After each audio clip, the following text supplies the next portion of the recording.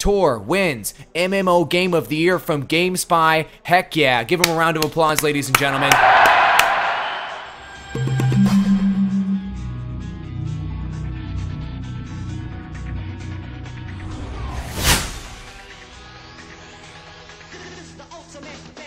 Boom, sucker!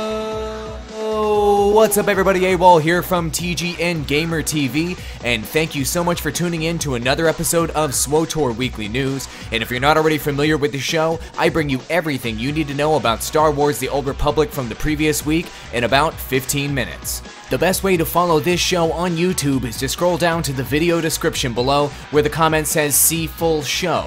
Just click that link and it'll bring you right over here to our SWTOR show. Just click subscribe and you'll get nothing but Star Wars: The Old Republic content from our talented team here at TGN, no spam.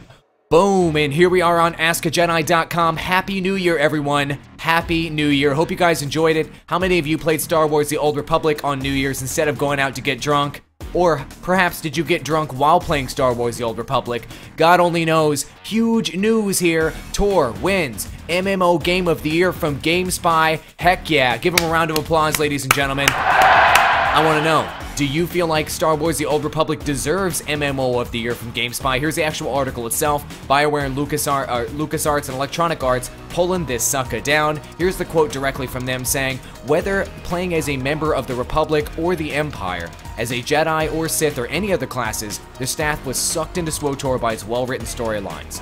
They would have glossed over the storylines if they weren't delivered by the ridiculously good recorded dialogue.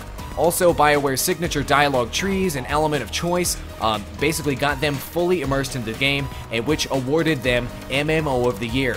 Everybody agrees. The story in this game, the dialogue in this game, hands down the best ever for any MMO.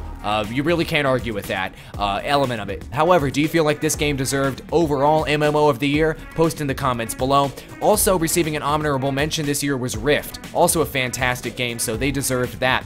Game of the Year itself went to Skyrim. All of its competition took an arrow to the knee. This debate's been hanging around for a while. Should Star Wars: The Old Republic be a free-to-play game? Should it be on the free-to-play model? It has been confirmed for the umpteenth time that free-to-play is not the right thing for Star Wars: The Old Republic. In this short interview with Joystick, with the doctors, Greg and Ray, they went ahead and say that they're not saying it's for better or for worse, among other things, but basically they're saying that the free-to-play development isn't able to do the same things that you can do with a subscription development and business model. And since they were on a subscription model, they were able to get bigger investment and able to do larger things on a bigger size and scale than free-to-play games could do.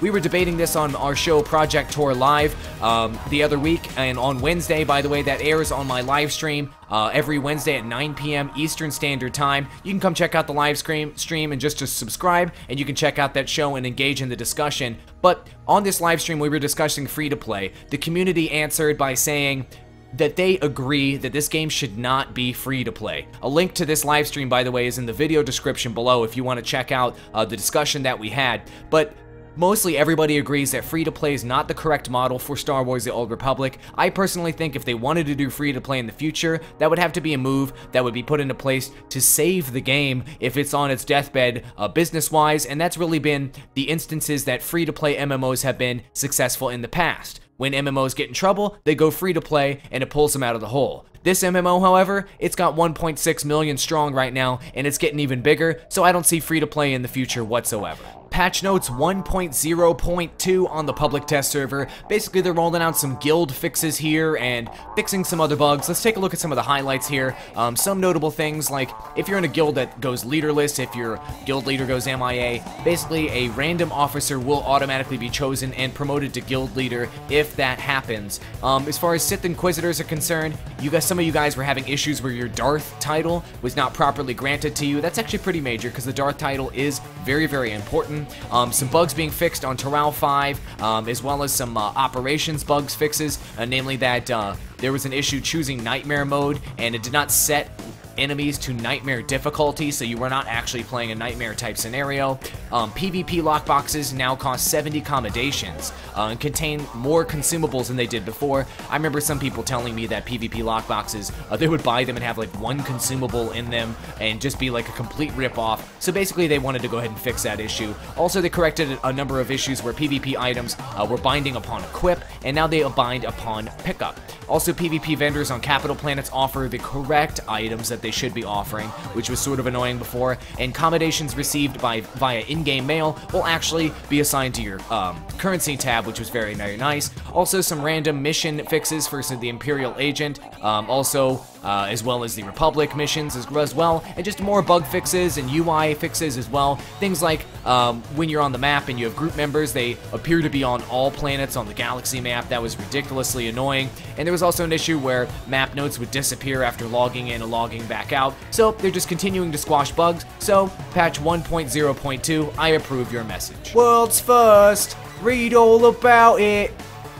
I don't know what I'm talking about. Eternity Vault has been condemned. That's right, the world first 16-man cleared on normal mode at 9:30 Eastern Standard Time. The world was rocked on December 28th as Condemned, this guild right here, they're a North America team focused on PvP. Check out the link in the video description below if you'd like to check out their guild. Pretty legit website, obviously a legit guild, taking this sucker down. There is some debate as to whether this was the world's first. However, I'm gonna go ahead and give them credit until somebody proves it wrong. But anyway, here they are, clearing it on normal, everybody lining up, taking a picture like a boss, and then check out this badass drop that you get down here, the vehicle that drops from the final boss. Oh, you know you want that vehicle. You don't have this. You don't have this. Oh, you know you don't have this. Copyright Pure Shield. Check out the links in the video description below if you'd like to check out Condemned. Well, thank you for the patch notes, BioWare. What about the ability delay?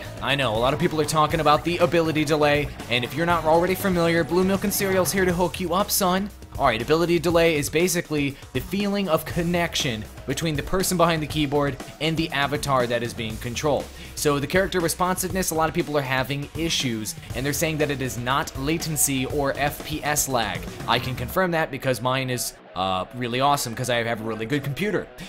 One person is saying that you may hate World of Warcraft and believe that it is the worst abomination on the planet, but you've got to admit it is the best as far as character responsiveness is concerned in a Western MMO ever.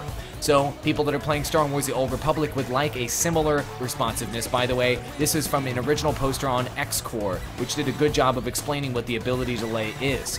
PvP for Star Wars The Old Republic obviously can never be truly competitive, like an arena-style stuff like you saw in World of Warcraft, until the ability delay issue is fixed, if it's even real. So it's time to vote to see if you guys even notice what we're talking about here. Basically, I'm talking about you click the button, and then your avatar doesn't exactly do what you want him to do for a split second of time, which basically destroys your character responsiveness. Personally, yeah, it's very noticeable to me. Do I still enjoy playing the game? Yeah, but it is very noticeable. So I'm going to go ahead and vote here, and let's see what the community thinks about the ability delay issue. 50% saying that they do experience it, and it is noticeable. 37% saying, yeah, they notice it, but it doesn't bother them. And 13% saying, I don't think that this is real whatsoever, and people are imagining it. So the majority of the community, 87% saying that it is a real thing. So, post in the comments below if you think the ability delay is a real thing for you, and also link in the video description below if you'd like to vote in this poll. Stephen Reed is a brave, brave man for hopping onto Reddit, a very volatile community full of good people and also very, very bad people that call everything fake and gay. Yes, you guys are familiar with Reddit. It has great stuff and it has terrible stuff. So Stephen Reed put on his football pads, put on his helmet, and dived right in and answered questions directly from the community on this Q&A. All right, let's check it out. The ability delay was one of the first questions, and is there going to be an ETA on a fix? Some people were asking, hey, it's been discussed internally and we're talking about it publicly soon. It's not a simple issue, and they aren't going to have a quick off-the-cuff response to that. By the way, I'm just going to pick random questions here because there's like literally 100 questions that he answered. Some people are asking, can I have a job? And he's saying check out bioware.com/careers. Some other people talking about, is there a priority for the mod API to BioWare? And they're saying what he's talking about is adding add-ons and mods to your UI. We've discussed this on Project Tor, my live stream show before. And the UI team is going to work on improving the existing UI first before they look at opening up modding. They said that modding might occur in the future, but they do not have an ETA on when they can share that yet. That's what he's saying. Another question coming in here, one that I'm interested in. Any thoughts of letting us play Sabak or Pazak against other players or a house just for credits? And those games are fondly remembered by many team members from KOTOR, he says, with a smiley face, but no real response there. Obviously, the issue, as we discussed on Project Tor here, is that it requires gambling to do so, and gambling might bump up the rating in this game above T for teen, and that can't happen. So, what will it take us to get official server forums? Send a stack of unmarked bills to X, he was talking about. We were talking about this today, actually, is what he's saying, and it's still under discussion from the perspective that there's no easy solution, but they have ideas. They're talking about, you know, specific forums just for servers, so guilds on servers and players on servers can only talk to people on just their server. Not bad. Do you know if the devs currently feel if Hutball is balanced or not, was one of the questions. I haven't asked specifically if the devs feel that Hutball was unbalanced, but I'm sure they're looking at this as an issue, but I haven't heard much on that, but it still looked like the metrics very carefully. And some people do feel that Hutball is imbalanced for some reason or another. Personally, I feel that it is a balanced game. However, the fact that level 10s can queue up against level 50s, that does create some imbalance along the way. And obviously, tiered PvP and cross-server PvP is the only way to correct that issue. And those will probably be features that will be implemented at some point in the future. We don't know.